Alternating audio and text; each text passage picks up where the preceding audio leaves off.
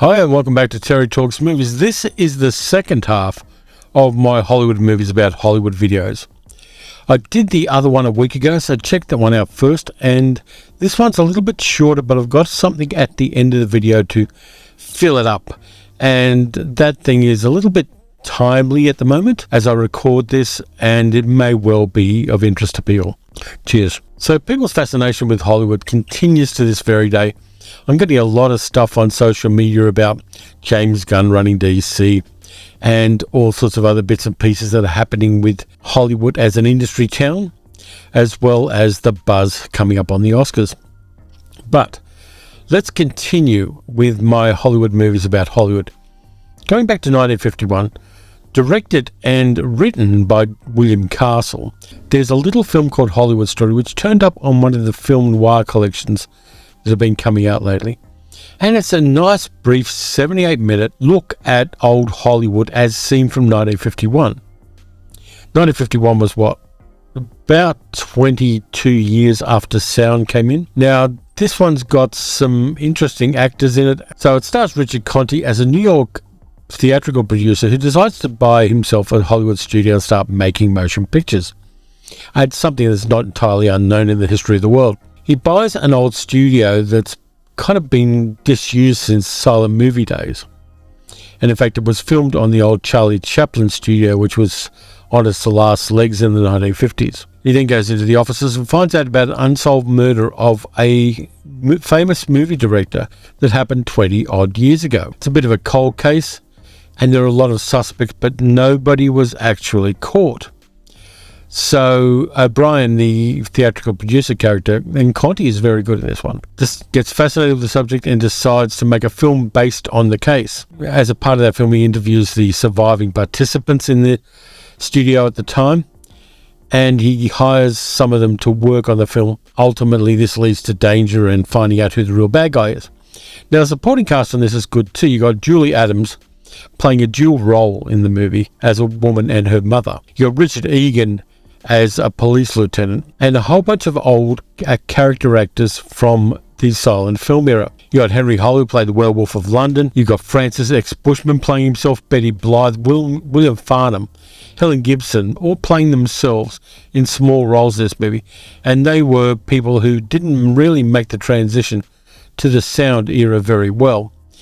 And you also get a cameo from Joel McRae for some odd reason. It's one of those hidden gem movies. It's actually 77 minutes, not 78. But it was the last movie that William Castle made under a 3-movie contract with Universal. It did okay, but it got him a new contract with Columbia Pictures, which he continued well into the 1960s. There are a couple of other character actors in this one as well. Jim Backus turns up, and I always like Jim Backus in a non-comedy role. I think he had the chops as a character actor. And you also get Fred Clark. Now, Fred Clark's one of those actors who started out looking 40 years old because he went bald early.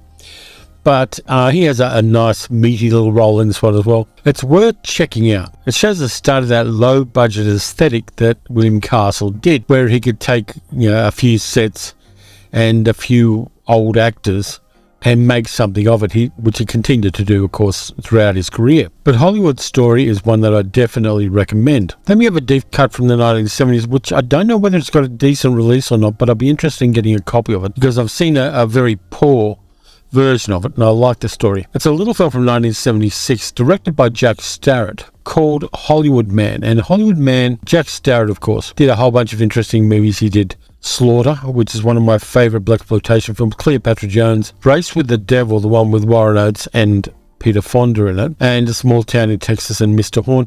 But Hollywood Man was released in the UK as Death Threat for some reason, and it stars William Smith, the kind of action character actor, as an actor-director called Rafe Stoker, who's putting all of his personal fortune into a production of a new action film that he wants to do. Now, he doesn't quite have the money he needs to do this, and so he gets some shady investors who are linked into the mafia, who give him some really weird conditions on him making the film. First off, they tell him he's got 4 weeks to make the movie, and then in order to kind of hobble him from doing that, they hire a whole bunch of psycho bikies to sabotage the picture so that they can collect Stoker's stake in the movie. seemed to have been a very personal movie to make for William Smith, who was the producer of the film as well. It's got a good supporting cast. Jennifer Billingsley playing a woman called Buttons.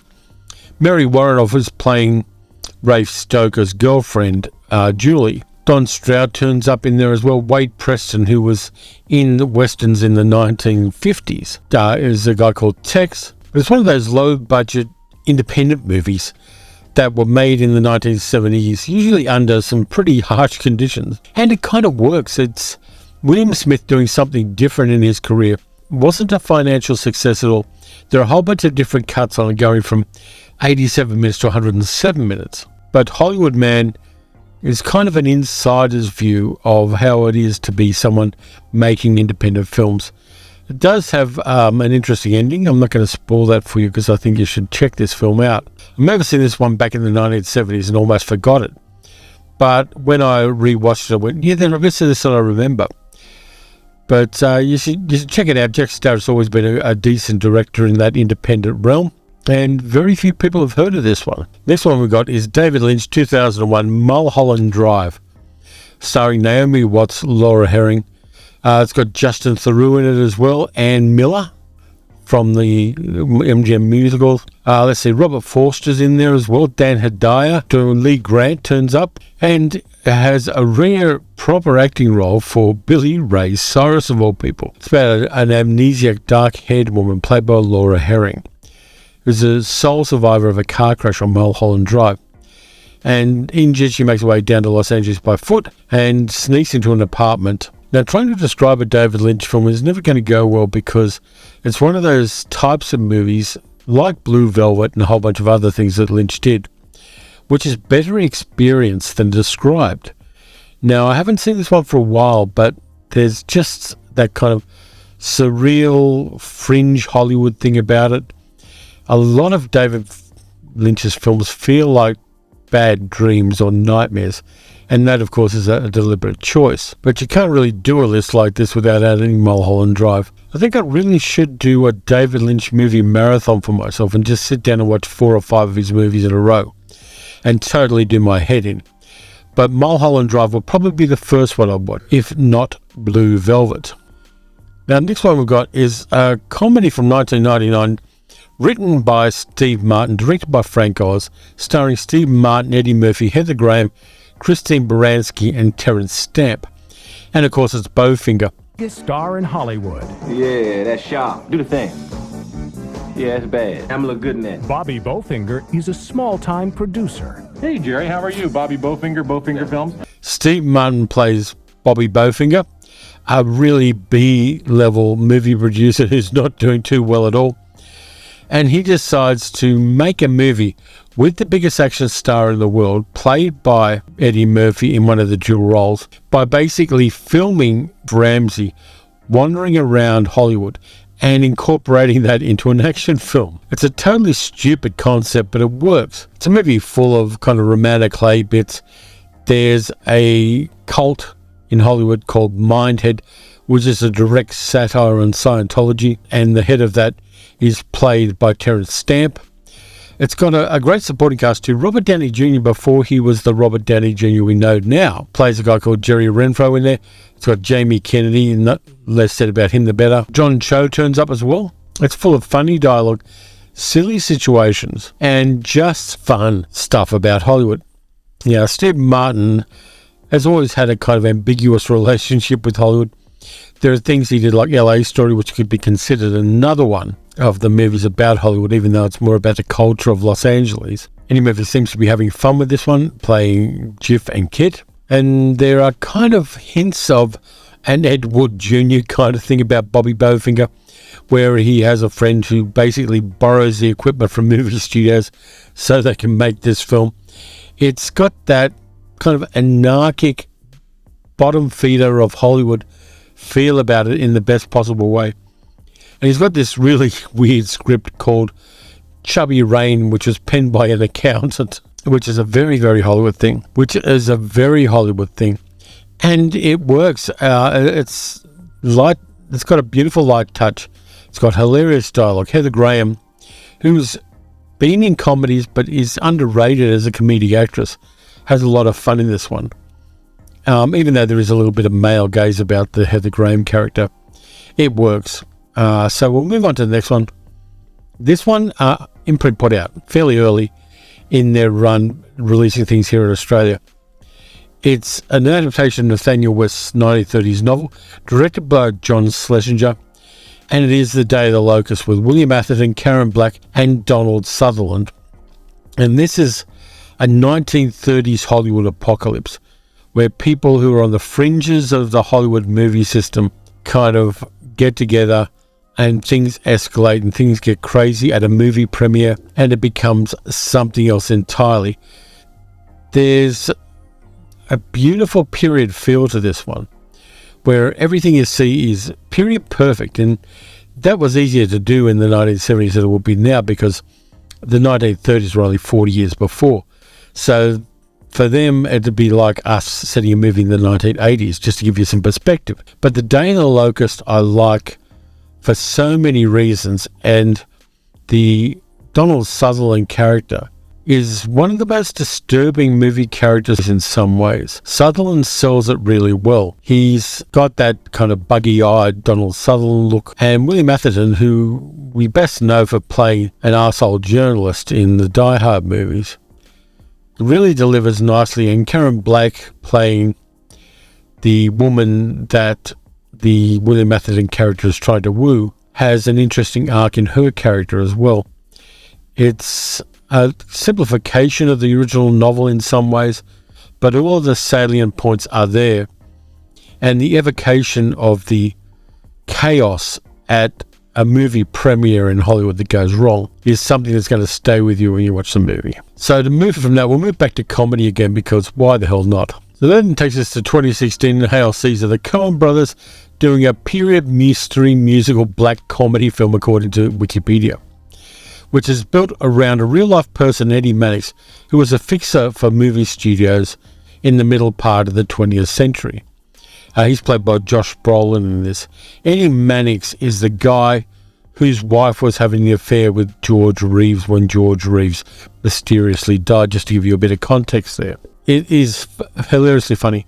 It's one of those Hollywood comedies where the more you know about the history of Hollywood, the funnier it is. But it doesn't matter if you don't. There are just so many good set pieces in this. Josh Brolin is playing Eddie Mannix. Of course, George Clooney is playing Baird Whitlock, a Robert Taylor type actor according to Wikipedia, and I'd agree with that. He's one of those actors who's not that bright but is pretty and plays certain kinds of roles. And Clooney playing dumb is hilariously funny. We got Alden Ehrenreich playing Hobie Doyle, a singing cowboy. Now, Alden Ehrenreich, of course, was in the Han Solo standalone movie, and his career stalled because of that, but he was a good actor. And he's playing a singing cowboy, kind of like Roy Rogers, who gets cast in an urbane, kind of witty, Noel Coward kind of comedy, directed by Lawrence Lawrence, a European film director, played by Ralph Fiennes. And there's a fantastic scene where he's trying to get Hobie to do a lot of dialogue. Would that it were so simple. And he can't quite get his tongue and his head around it. Would that it were so simple. Would that it were so simple. Would that it were so simple. Would that it were so simple. Would that it were so simple. My dear boy, why do you say that? Why do you say twere? Well, you should say it like I said it. Yes. Would that it were so simple. Hilariously funny. Frances McDormand turns up as a film editor. Scarlett Johansson plays an Esther Williams kind of swimming actress who becomes pregnant while the film's in production. Tilda Swinton's playing two sisters, Thora Thacker and Thessaly Thacker, who are both gossip columnists for rival newspaper networks and who hate each other. That's fun. Channing Tatum playing Bert Gurney, who's a Gene Kelly kind of character who may or may not prefer men to women. There are just so many good bits in this one. And the supporting cast all the way down the line is terrific. Michael Gambon narrates the movie, which is kind of fun. Dolph Lundgren turns up in it as well in a small role. It's just mad fun. And I want to rewatch this one too. There are so many movies when I made this list, I think about them and go, yeah, I want to watch that again. Because they are fun. And the dance sequence, No Dames, with Bert Gurney dancing with a whole bunch of sailors, is one of the funniest things that the Coen brothers ever did. They seem to be having fun with this one. And it's a love letter and a mockery of the Hollywood system at the time of when the Hollywood studios were all powerful. And I like it. I just like what it does. I like the casting. All the casting is on point. Its evocation of the time and the technologies and the industry as it was in the 1950s is priceless. That then brings me to 2019 and Once Upon a Time in Hollywood. Tarantino, DiCaprio, Brad Pitt, Margot Robbie playing Sharon Tate, mixing reality and fiction. I did a whole video about this one once before, but there are a few criticisms people have about this movie. Some people are criticising Tarantino's foot fetish, but I'm not going to king shame anybody. If he's got a foot fetish and he puts some of that stuff in his movies, I don't care as long as he makes good films. It doesn't really matter to me. And I like the fact that Tarantino did both this and Inglourious Basterds is not scared to correct history where history doesn't give us a satisfying outcome. Killing Hitler early and kind of heading off the Manson family before the Tate-LaBianca murders. I'm good with that. I think it's an interesting way of approaching it. I think it's a gutsy move to make. I don't think it in any way diminishes the tragedy of what happened to people at that time. And I like DiCaprio in this one. I don't always like him in movies.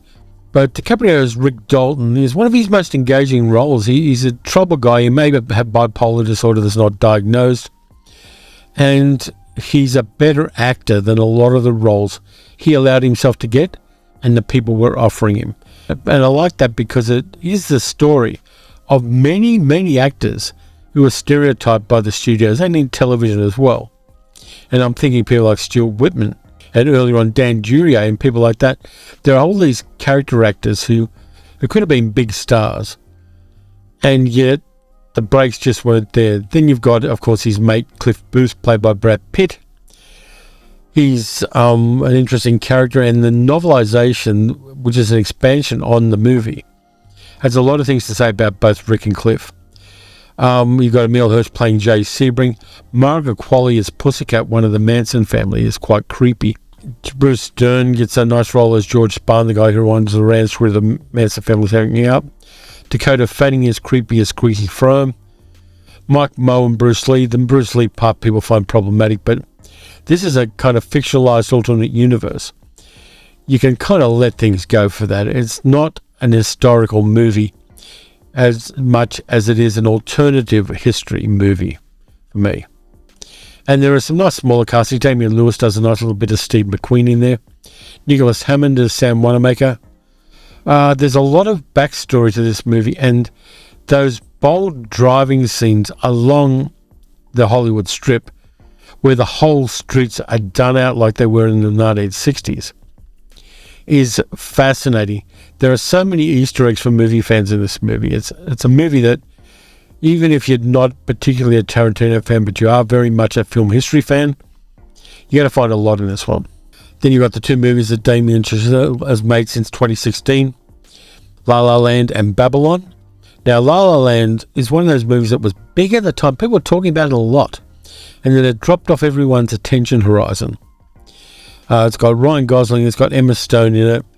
It is beautifully shot and has some interesting kind of set-piece musical numbers. And it's a kind of, it harks back to romantic comedies of an earlier era, and yet stays resolutely modern. I've seen a couple of copies of La La Land turning up in thrift stores, but I haven't seen as many as a lot of other contemporary movies that were just as successful. So I think it's definitely a movie that people take to their heart, in spite of the fact that it's not particularly perfect. Now, I haven't seen Babylon yet. It's only just come out in the cinemas here. Damien Chazelle talking about the time where there was a transition between silent movies and sound, and the Hays Code and the production code coming in. I want to see that. Margot Robbie and Brad Pitt again. I definitely want to see this one, even if it's going to be flawed. I think that in some ways Damien Chazelle is the movie director that Baz Luhrmann wishes he was. Yeah, that's a hot take, but I think that he does more interesting things with the camera and interesting things with colour and the cinematography and the direction than Baz Luhrmann does. Now, then we go back to 1954 for the Barefoot Contessa, directed by Joseph L. Mankiewicz. It's got Ava Gardner, Humphrey Bogart, and Edmund O'Brien in a role that got him an Oscar. And it's about a woman called Maria Vargas, played by Ava Gardner, who's discovered by Hollywood and becomes a very famous film actress, but she's got a very poor and troubled background. She doesn't like Hollywood, particularly a producer played by Warren Stevens. Bogart is a publicity guy who becomes a nice platonic friend of hers. It's got incredibly sharp dialogue. It's incredibly perceptive about the bullshit of Hollywood. And it's a lot of fun, and it shifts viewpoint between different characters in a really interesting way. Eventually, Maria Vargas leaves Hollywood and marries a prince. Yeah, I've got this one. I think I've got it on Blu-ray now. And it's one of those Hollywood movies I think is for grown-ups, in the sense that it's for people who have a little bit of a life knowledge and wisdom. And Ava Gardner is fantastic, and Bogart, playing a somewhat different character than usual, gets some really interesting dialogue, as do a lot of the smaller actors. This is one of those interesting Hollywood films where the stars don't get all of the best lines. And in the Barefoot Contessa, there are some minor actors, particularly the woman playing Humphrey Bogart's girlfriend and wife at various times in the story. She gets a couple of really good lines. And I really like it when movie makers give some good lines to smaller actors so that their characters can be made more three-dimensional than they would be otherwise. That's it for this video, so thanks a lot for watching. If you enjoyed the video, please like, subscribe, leave a comment. You can also support the channel by donating at patreon.com/paleocinema. Next time around, I've got a whole bunch of stuff that I just picked up, and some of it was sent to me, which I'm going to review because I'm in the mood for reviewing some things I've seen and also some things I haven't seen but are a little bit older in cinema. Some of them are genre, so don't worry about that. And it's going to be a lot of fun to kind of just sit back, get out the popcorn, and just watch a few movies and have a little bit of fun with them. So until next time, look after yourselves, stay safe, watch some good movies, watch some bad movies. If you have to watch some Oscar movies, try to pick the ones that don't have Tom Cruise in them. And I'll catch you next time.